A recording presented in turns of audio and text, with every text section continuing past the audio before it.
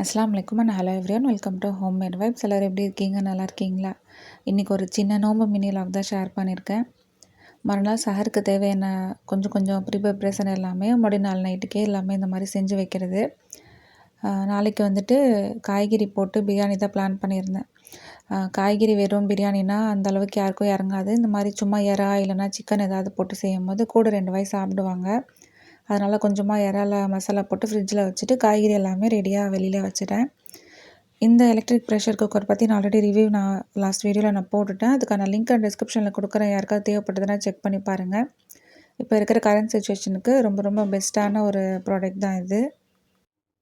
இதில் நமக்கு வேலையுமே ரொம்ப ஈஸியாக முடிஞ்சிருது. ப்ளஸ் நல்லா பர்ஃபெக்டாகவுமே வருது. இதில் ஆல்மோஸ்ட் நான் எல்லாமே ட்ரை பண்ணி பார்த்துட்டேன். நான் இதை பற்றி டீட்டெயில்டாக இன்ஷால்லா நான் சீக்கிரமாகவே ஷேர் பண்ணுறேன். இப்போ இதில் டைமர் வந்துட்டு நான் ஒரு 25 நிமிஷத்துக்கு வச்சு நான் ஸ்டார்ட் கொடுத்துருக்கேன். நமக்கு காய்கறி எந்த அளவுக்கு வதங்கணுமோ அதுக்கு தக்கன நம்ம டைமர் செட் பண்ணிக்கலாம். நம்ம வச்ச டைமருக்கு முன்னாடியே நம்மளுக்கு இது எல்லாமே ரெடி ஆயிடுச்சுன்னா நம்ம அது கேன்சல் பட்டன் கொடுத்துட்டு மேற்கொண்டு நம்ம வேறு ஆப்ஷன் நம்ம செலக்ட் பண்ணி நம்ம ஸ்டார்ட் கொடுத்துக்கலாம். இது யூஸ் பண்ணுறதுக்கு ரொம்ப ஈஸியாகவே இருக்குது. இப்போ இந்த பாட்டில் எண்ணெயும் நெய்யும் கலந்து சேர்த்துட்டு கொஞ்சமாக சீரகம், பட்டை, லவங்கம் தாளிச்சிட்டு பச்சை மிளகா, அப்புறமா வெங்காயம் இதெல்லாம் சேர்த்து நல்லா நம்ம வதக்கி எடுத்துக்கலாம்.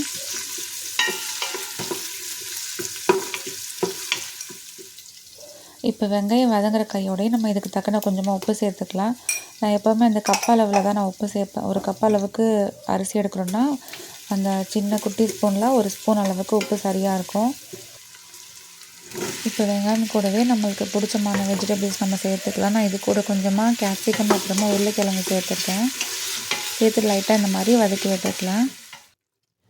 காய் எல்லாமே லைட்டாக வதங்கினதுக்கப்புறமா இது கூடவே நம்ம ரெடி பண்ணி வச்சுருந்த எறா, அப்புறமா இந்த புதினா துவையல் நான் எப்போவுமே ஃப்ரிட்ஜில் வச்சுருப்பேன். அந்த புதினா துவையல்லேருந்து ஒரு பாதி கப் அளவுக்கு சேர்த்துட்டு தயிர் ஒரு பாதி கப் அளவுக்கு சேர்த்து நல்லா இந்த மாதிரி கலந்து விட்டுக்கலாம். இடையிடையில கொஞ்சம் கிளிப்ஸ் எல்லாமே மிஸ் ஆயிடுச்சு. இது எல்லாத்துக்குமே தெரிஞ்சது தான். நான் இந்த மாதிரி தான் செய்வேன். சரி, யாராவது ட்ரை பண்ணலாம் இந்த மெத்தடில் ஒரு வாட்டி செஞ்சு பாருங்கள், ரொம்ப நல்லாயிருக்கும். இது கூடவே அந்த சட்னி அரைச்ச தண்ணி, அதுக்கப்புறமா கொஞ்சமாக எக்ஸ்ட்ரா தண்ணி 1 கப் அளவுக்கு பாஸ்மதி அரிசிக்கு 1½ கப் அளவுக்கு தண்ணி நம்ம வழக்கமாக சேர்க்குறது தான். நம்ம குக்கரில் அப்படி இல்லைன்னா இதில் நம்ம பிரியாணி பாட்டிலலாம் செய்வோம் இல்லையா, சேம் அதே மாதிரி தான். தண்ணி சேர்த்துட்டு தண்ணி லைட்டாக ஒரு கொதி வந்ததுக்கப்புறமா அரிசி சேர்த்து நல்லா இந்த மாதிரி கலந்து விட்டு நம்ம மூடி வச்சுக்கலாம். நம்ம ஆரம்பத்தில் 25 நிமிஷத்துக்கு வச்சு நம்ம சாட்டே மோடில் நம்ம காய் எல்லாத்தையுமே வதக்கணும் இல்லையா, ஆனால் நம்மளுக்கு அவ்வளோ நேரம் வரைக்கும் எடுக்கலை. அதுக்கு முன்னாடி முடிஞ்சிட்டதால் நான் கேன்சலில் ப்ரெஸ் பண்ணிவிட்டு திரும்பி நம்ம இப்போ குக்கர் மூடி போட போகிறதால ப்ரெஷர் குக் மோட் ஆன் பண்ணிவிட்டு நான் வந்து ஒரு 15 மினிட்ஸ் நான் செலக்ட் பண்ணி நான் ஆன் கொடுத்துக்கிறேன். நம்ம இந்த குக்கர் லிட் எல்லாமே க்ளோஸ் பண்ணிட்டதுக்கப்புறமா இந்த ஸ்க்ரீனில் பார்த்தீங்கன்னா நம்மளுக்கு இன்னுமே டைமர் வந்து ஸ்டார்ட் ஆகிருக்காது. நம்மளுக்கு அந்த விசிலுக்கு பக்கத்தில் இருக்க அந்த வால்வு மேலே தூக்குனதுக்கப்புறமா தான் கீழே வந்து டைமர் நம்மளுக்கு ஸ்டார்ட் ஆகும். இப்போ மேலே அந்த வால்வை தூக்கிடுச்சா, இப்போ தான் நம்மளுக்கு வந்து டைமர் ஸ்டார்ட் ஆகும்.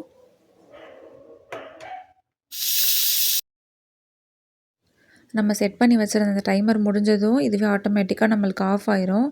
ஆஃப் ஆன கையோடய நம்ம திறந்துடக்கூடாது. ஒரு 10லேருந்து 15 நிமிஷம் வரைக்கும் நம்மளுக்கு இதுவே வந்துட்டு ஆட்டோமேட்டிக்காக இந்த ப்ரெஷர் எல்லாமே ரிலீஸ் ஆனதுக்கப்புறமா நம்ம திறக்கணும். அப்படி இல்லை நம்மளுக்கு வந்துட்டு எமர்ஜென்சி இப்போ உடனே நம்ம எடுத்தாகணும்னா அந்த ப்ரெஸ் பட்டன் கொடுத்துருக்காங்க இல்லையா, அதை நம்ம பொறுமையாக நம்ம ப்ரெஸ் பண்ணோம்னா அதுலேருந்து ஆவி எல்லாமே ரிலீஸ் ஆனதுக்கப்புறமா நம்ம ஓப்பன் பண்ணிக்கலாம். அவ்வளோதான், நல்லா பர்ஃபெக்டான 1 பாட் வெஜ் பிரியாணி நம்மளுக்கு ரெடி ஆயிடுச்சு. நல்லா செம்ம டேஸ்ட்டாக சூப்பராக இருந்தது. இது கூடவே இவங்களுக்கு தினமுமே சஹர் டைமில் இஞ்சி சாய் வேணும், அவங்களுக்கும் போட்டு கொடுத்தாச்சு. போட்டு கொடுத்துட்டு எல்லாருமே தொழுதுட்டு வந்துட்டு கொஞ்சம் நேரம் ஓதிட்டு போய் நல்லா தூங்க போயிட்டாங்க எல்லோரும். எனக்கு மட்டும் கொஞ்சம் இந்த ப்ரௌனி வேலை எல்லாமே இருந்தது. இது வந்துட்டு 3 டைப்பில் என்கிட்ட 1/2 கேஜியில் கேட்டிருந்தாங்க. மில்க் சாக்லேட் ப்ரௌனி, அப்புறமா டபுள் சாக்லேட் ப்ரௌனி, அப்புறமா ராகி ப்ரௌனி ஒரு 1/2 கேஜி போல். சரி, கையோடு நம்ம செஞ்சு வச்சிட்டோன்னா நம்ம அதுக்கப்புறமா ரெஸ்ட் எடுத்துப்போம்னு சொல்லி நான் மட்டும் இங்கே எல்லா வேலையும் முடிச்சிடலான்னு சொல்லி நான் வந்துட்டேன். இப்போ நான் இதோட கிராம் அளவுகள் எல்லாமே நான் டிஸ்கிரிப்ஷனில் கொடுக்குறேன். ராகி ப்ரௌனிக்கு வந்துட்டு கொஞ்சமாக நான் கார்ன்ஃப்ளவருமே சேர்த்து வச்சுருந்தேன். அப்புறமா கோதுமை மாவு, ராகி மாவு 2 கலந்து வச்சுருக்கேன். கொக்கோ பவுட்ரு எல்லாமே நான் பர்ஃபெக்டாக எடுத்து வச்சுட்டேன். ஸோ செய்கிறதுக்கு ரொம்ப ஈஸியாக இருக்குங்கிறதுக்காக. அப்புறம் இந்த சர்க்கரையுமே வந்து வெள்ளை சர்க்கரை பொடி பண்ணது, அப்புறமா இந்த வெள்ளை பொடி வழக்கமாக நம்ம சேர்ப்போம் இல்லையா, அதே தான். நான் ஆல்ரெடி ப்ரௌனி ரெசிபி வந்து ஏகப்பட்டது நான் வந்து ஷேர் பண்ணிட்டேன். நான் டிஸ்கிரிப்ஷனில் அந்த ரெசிபிக்கான லிங்க் எல்லாமே நான் கொடுக்குறேன். யாராவது இது வரைக்கும் பார்க்கலன்னா நீங்கள் செக் பண்ணி பாருங்கள். அப்புறம் மில்க் சாக்லேட் ப்ரௌனிக்கு வந்துட்டு இந்த கொக்கோ பவுடர் எதுவுமே நம்மளுக்கு தேவைப்படாது. அப்புறமா வெறும் வெள்ளை சர்க்கரை யூஸ் பண்ணி செய்கிற மாதிரி தான் இருக்கும். அதனால் அது மட்டும் எல்லாத்தையுமே எடுத்து வச்சாச்சு. இப்போ நம்ம கேஸையுமே மிச்சம் பண்ணணும் இல்லையா? அதனால் எல்லாத்தையுமே நான் ரெடியாக எடுத்து வச்சுட்டு தான் நான் செய்யவே தொடங்கினேன். ஏன்னா தனித்தனியாக நம்ம செஞ்சுக்கிட்டு இருந்தோம்னா நம்மளுக்கு ஓடிஜிலேயுமே ஒவ்வொரு வாட்டி நம்ம வச்சு எடுக்கிற மாதிரி இருக்கும். கரண்ட்டுமே நம்மளுக்கு வீணாக போகும். அதனால் எல்லாமே ஒரே நேரத்தில் முடிச்சிடலாம்னு சொல்லி நான் இந்த மாதிரி ரெடி பண்ணி வச்சுட்டேன். இந்த மில்க் காம்பவுண்ட் மட்டும் வந்து நம்ம ரொம்ப நேரத்துக்கு போட்டு இது மாதிரி அடுப்புலேயே வச்சு நம்ம கிண்டிக்கிட்டே இருக்கக்கூடாது. டார்க் காம்பவுண்டும் அதே போல் தான். ஆனால் இது வந்துட்டு சீக்கிரமாகவே வந்து ரொம்ப ஓவராக நம்மளுக்கு ஆயில் ரிலீஸ் ஆன மாதிரி ஆயிரும். பேக் ஆனதுக்கப்புறம் பார்த்திங்கன்னா சில சமயம் ஒரு மாதிரி அப்படி கொல கொலன்னே இருக்கும் ப்ரௌனி. எவ்வளோ நேரம் நம்ம பேக் பண்ண வச்சாலுமே அது கொல கொலன்னே தான் இருக்குமே. பர்ஃபெக்டான ஒரு பதத்துக்கு வராது. அதனால் ரொம்ப நேரம் அடுப்பில் வச்சு கிண்டாமல் கொஞ்சம் நேரம் அது கொஞ்சம் மெல்ட் ஆனதும் எடுத்து வெளியில் வச்சுருங்க. இப்போ இந்த மில்க் காம்பவுண்டும் பட்டரும் இந்த மாதிரி தனியாக எடுத்து வச்சுட்டு, கையோடயே நம்ம ராகி அப்புறமா டபுள் சாக்லேட் ப்ரௌனிக்காக எடுத்து வச்சுருந்த அந்த காம்பவுண்ட் பட்டர் சேர்த்துட்டு, ஒன் பை ஒன்னாக நான் எல்லாத்தையுமே மெல்ட் பண்ணி எடுத்துக்கிறேன்.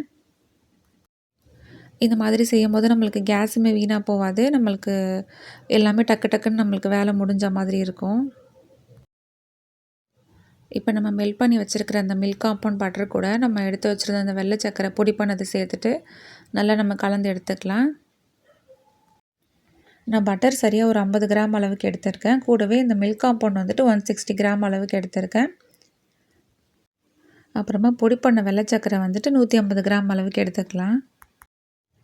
இப்போ இந்த மில்க் சாக்லேட் ப்ரௌனி கலவை எல்லாத்தையும் கலந்து வச்சதுக்கப்புறமா டபுள் சாக்லேட் ப்ரௌனிக்கான அந்த சர்க்கரை எல்லாத்தையுமே சேர்த்து இந்த மாதிரி கலந்து வச்சுக்கலாம். இந்த டபுள் சாக்லேட் ப்ரௌனி அப்புறம் ராகி ப்ரௌனி இது ரெண்டுத்துக்குமே இந்த வெள்ளை சர்க்கரை அப்புறமா வெள்ளைப்பொடி ரெண்டுமே நான் கலந்து தான் எடுத்திருக்கேன்.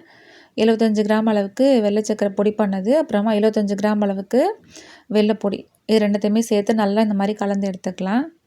இந்த மாதிரி நம்மளுக்கு ஒரே நேரத்தில் செய்யும்போது நம்மளுக்கு வந்துட்டு டக்கு டக்குன்னு வேலையுமே ரொம்ப ஈஸியாக நம்மளுக்கு முடிஞ்சிடும். இப்போ நல்லா ட்ரையான ஒரு கிண்ணத்தில் 2 முட்டை உடச்சி சேர்த்துட்டு அது கூடவே ஒரு 1/2 டீஸ்பூன் அளவுக்கு வெனிலா எசன்ஸ் சேர்த்து நல்லா இந்த மாதிரி கலந்துட்டு நம்ம இது கூடவே சேர்த்துக்கலாம். நான் எல்லாத்தையுமே ஒன் பை ஒன்னாக நான் இந்த மாதிரி சேர்த்துட்டு தனித்தனியாக நான் கலந்து எடுத்துக்கிறேன். இப்போ இந்த மில்க் சாக்லேட் ப்ரௌனிக்கு நம்ம கொக்கோ பவுடர் எதுவுமே சேர்க்காமல் வெறும் மாவு மட்டும்தான் சேர்க்கணும். இதுக்கு நான் சரியாக ஒரு 90 கிராம் அளவுக்கு மாவு எடுத்திருக்கேன். இந்த மாவு கூடவே கொஞ்சமாக ஒரு பிஞ்ச் அளவுக்கு உப்புமே சேர்த்து நல்லா கலந்து வச்சுட்டு இது கூட நல்லா இந்த மாதிரி ஜலிச்சுட்டு இந்த மாதிரி பொறுமையாக கட் அண்ட் ஃபோல்ட் மெத்தடில் கலந்து எடுத்துகிட்டு மாவு கலந்த கையோடய நம்ம வந்து டின்னில் சேர்த்துடணும். அப்படியே வைக்காமல் மாவு சேர்த்துட்டு இந்த மாதிரி ஒரு குச்சி வச்சு நல்லா இந்த மாதிரி கலந்து எடுத்துக்கலாம். நல்லா அழகான ஒரு கிரிங்கிள் டாப் கிடைக்கும். இந்த மில்க் சாக்லேட் ப்ரௌனி வந்து ப்ளெயினாக தான் கேட்டிருந்தாங்க. நான் அதை கொஞ்சமாக மில்க் சாக்லேட் எல்லாமே நான் டாப்பிங்கை வச்சு நான் செஞ்சுருந்தேன். இந்த மாதிரி அப்பப்போ நம்மளோட ரெகுலர் கஸ்டமர்ஸ்க்காக ஏதாவது நம்மளால் முடிஞ்ச ஒரு குட்டி குட்டி சர்ப்ரைஸ் ஏதாவது பண்ணால் அவங்களுக்கும் நல்லா சந்தோஷமாக இருக்கும். நம்மளுக்கும் நல்ல ஒரு திருப்தி இருக்கும். பரவாயில்ல நம்ம சும்மா ஏதோ நம்மளால் முடிஞ்ச இந்த மாதிரி செஞ்சு கொடுத்துருக்கோம் அப்படின்ட்டு. அப்புறமா இந்த டபுள் சாக்லேட் ப்ரௌனிக்காக 85 கிராம் அளவுக்கு மாவு, 10 கிராம் அளவுக்கு கொக்கோ பவுடர் எடுத்திருந்தேன். இது நம்ம மாவு சேர்க்குறதுக்கு முன்னாடி நல்லா இந்த மாதிரி ஒரு வாட்டி கலந்துட்டு அதுக்கப்புறமா நம்ம மாவு ஜலிச்சு நம்ம சேர்த்துக்கலாம். மாவு சேர்த்துட்டு பொறுமையாக இந்த மாதிரி கட் அண்ட் ஃபோல்ட் மெத்தடில் கலந்து எடுத்துக்கலாம். இந்த மாதிரி ரெக்டாங்கிள் டின் எல்லாத்துக்குமே பார்ச்மெண்ட் பேப்பர் எதுவுமே போடுறதில்ல. அப்படியே நம்மளுக்கு எடுக்கிறதுக்கு ரொம்ப ஈஸியாக வந்துடும். நான் கொஞ்சமாக பட்டர் மட்டும் நான் தடவி வச்சுருந்தேன்.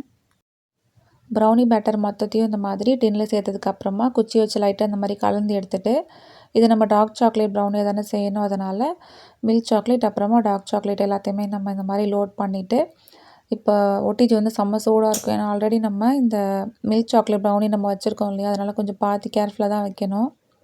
ஏன்னா மில்க் சாக்லேட் ப்ரௌனி மட்டும் எனக்கு என்னென்னு தெரியல, எப்போவுமே எனக்கு ரெடியாக பேக் ஆகிறதுக்கு ரொம்ப லேட் ஆகும். அதனால தான் நான் அதை ஃபஸ்ட்டு நான் போய் வச்சுட்டேன். இப்போ ஃபைனலாக நம்ம ராகி ப்ரௌனி பேட்டரையுமே நம்ம ரெடி பண்ணி எடுத்துக்கலாம்.